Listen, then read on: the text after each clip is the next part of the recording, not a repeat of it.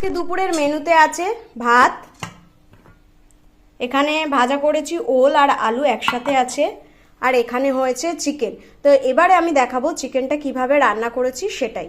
তো চলো দেখতে থাকো। অনেক দিন পরে রান্নার ভিডিও নিয়ে চলে এসেছি। আজকে রান্না করব চিকেন। তার জন্য চিকেন নিয়েছি। বাবা চিকেন খেতে বেশি পছন্দ করে না, খায় না বললেই চলে, তাই জন্য আমার একারই, বাবা 1-2 পিস জাস্ট খাবে।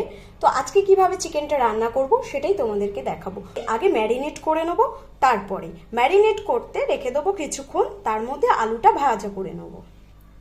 প্রথমে দিয়ে দিচ্ছি আদা রসুনের পেস্ট, আমি একসাথে করে রেখেছি। আর হ্যাঁ, এটা শিলে বাটা ছিল, এটা আমি মিক্সারে পেস্ট করিনি। লবণ, হলুদ গুঁড়ো, লঙ্কার গুঁড়ো, আর একটু আজকে লেবুর রস দিয়ে করব।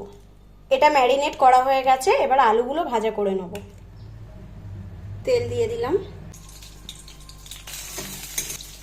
লবণ, হলুদ দিয়ে ভাজা করে নিচ্ছি।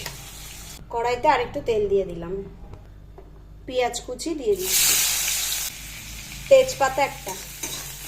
ভালো করে এটা ভাজা হয়ে গেলে মাংসটা দিয়ে দেবো। মাংসটা এবার দিয়ে দিচ্ছি,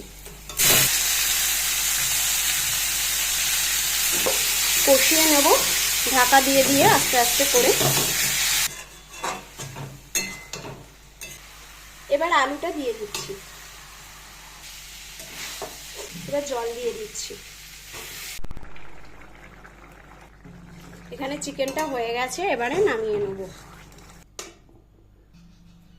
চিকেনটা আমার এখানে রেডি হয়ে গেছে, নামিয়েও নিয়েছি। কেমন লাগলো আজকের আমার এই রেসিপিটা অবশ্যই কিন্তু কমেন্ট করে জানিয়ে দিও।